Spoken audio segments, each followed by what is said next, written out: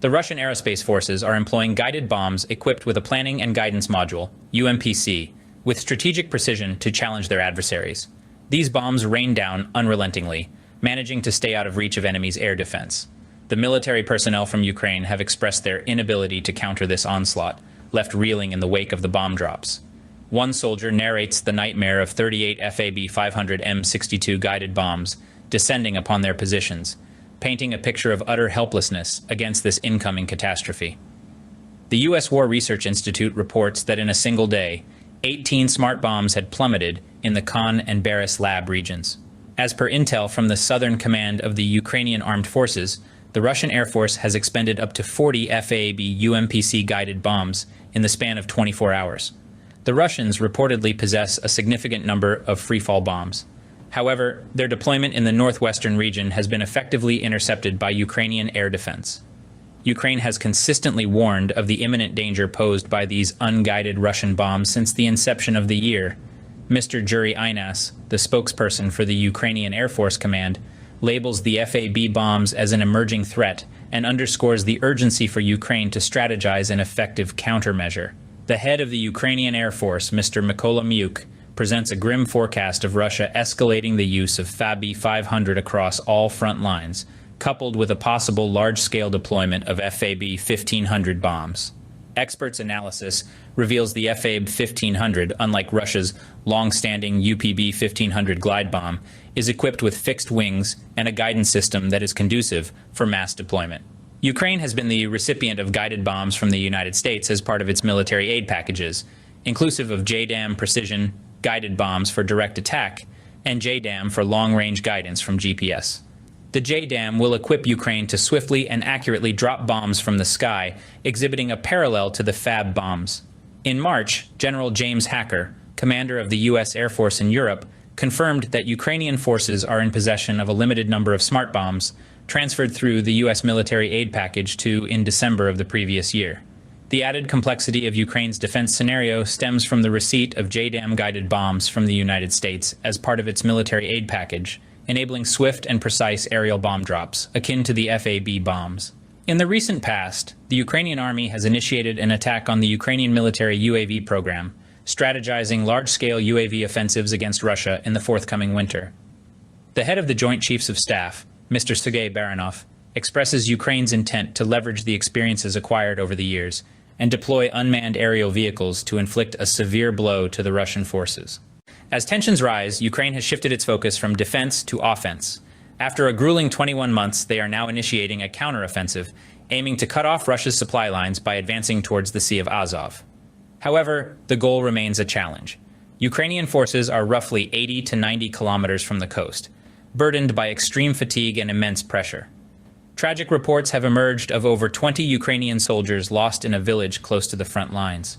Ukraine's defense minister, Mr. Rustem Umov, has ordered an investigation into allegations of a Russian ballistic missile attack on a Ukrainian assault brigade that tragically resulted in the loss of at least 20 soldiers during an award ceremony. I express my deepest condolences to the families of the soldiers from the Assault Brigade Suvorov Independent 128 who fell during the ceremony, he stated. Meanwhile, the Russian Defense Ministry has released footage purporting to show Russian police destroying Ukrainian warehouses and facilities. The video allegedly displays Russian police officers from the Operational Tactical Group, OTG, embarking on a destructive search and destroy operation against Ukrainian infrastructure. These forces in the Donbas region have reportedly defended against enemy attacks, resulting in 235 Ukrainian casualties and 8 military vehicles destroyed. The Russian Defense Ministry claims that their forces have intercepted 13 Storm Shadow missiles and Neptune cruise missiles, and successfully shot down 17 Ukrainian drones. Amidst the escalating military situation and skepticism from U.S. and European officials regarding Ukraine's capabilities, Western powers are advocating for diplomatic negotiations. Despite the call for peace, Ukraine's President Zelensky has stated that he is unwilling to concede to Russia or promote a peace plan. He made this statement during a press conference with EU Commission President Ursula von der Leyen on November 4th, refuting reports of Western pressure for peace negotiations with Russia. In a recent development, Ukraine has unveiled plans to launch a large-scale drone attack on Russia this winter. The head of the Joint Chiefs of Staff, Mr. Sergei Baranov, stated that Ukraine intends to deploy unmanned aerial vehicles to launch an intense assault on Russian forces. However, with winter approaching, there are concerns of increased Russian attacks targeting critical Ukrainian infrastructure. Frederick Merton, a strategic analyst at the Center for Strategic Studies in Moscow, warned that Russia may aim for Ukraine's energy infrastructure as winter sets in. In recent months, Russia has been using missiles sparingly, and they may have accumulated a significant number of target missiles. The most logical target for Moscow would be Ukraine's energy infrastructure, he stated. As the situation remains fraught, the Russian Ministry of Defense has released another video allegedly showing the Russian police's process of destroying Ukrainian warehouses and facilities. As the bitter conflict continues, the world watches with bated breath. As the saga of conflict in Ukraine stretches into its 21st month, the spotlight now falls on Ukraine's defense. Launching a counteroffensive, the Ukrainian forces are inching towards the Sea of Azov, aiming to shake Russia's supply lines. Yet they are still a good 80 to 90 kilometers away from the coast, and most of Russia's formidable air defense systems stand unbroken. The terrain, muddy and challenging, may impede ground attacks. Notably, Ukrainian President Zelensky declared in a recent press conference with Ursula von der Leyen, the President of the European Commission, that a compromise with Russia is off the table. Furthermore, he denied Western claims of pressure to pursue peace talks with Russia. In a proactive move, Ukraine has revealed a plan for a large-scale UAV offensive against Russia this winter. Sergei Baranov, the head of the Joint Chiefs of Staff, vowed that Ukraine's past experience with unmanned aerial vehicles will be used to deliver a significant punch to Russian forces. However, Russia is predicted to intensify its attacks during the winter, possibly aiming at Ukraine's critical infrastructure. As per strategic analyst Frederick Merton, Moscow might target Ukraine's energy sector as winter rolls in. Meanwhile, the Russian Ministry of Defense has released footage of Russian police carrying out search and destroy operations in Ukraine. These forces have inflicted significant damage on Ukraine, causing 235 casualties and the obliteration of 8 military vehicles. Amid rising concerns about Ukraine's military situation, Western powers are pushing for diplomatic negotiations to settle the ongoing conflict. Now, gears to a different region, we learn that Hamas has built an extensive network of tunnels in Gaza, rivaling the size of the London Underground.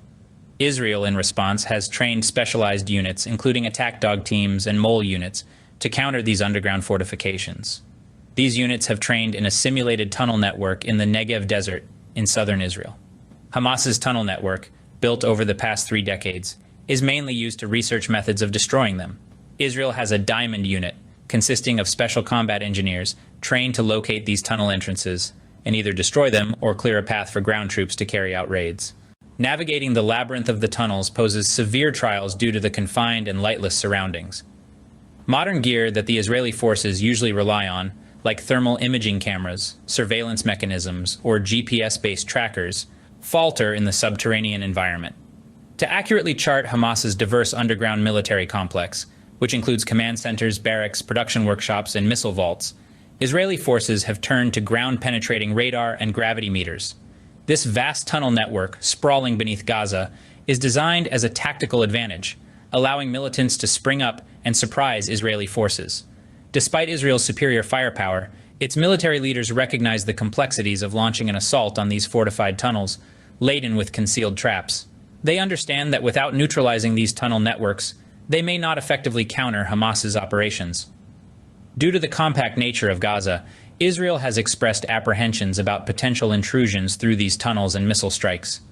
A large part of the tunnel system is strategically located under civilian structures, adding layers of difficulty to Israel's efforts to supervise, locate, and target these tunnels. Hamas has issued chilling threats, claiming that Israeli soldiers will fill body bags and Gaza will become their burial ground.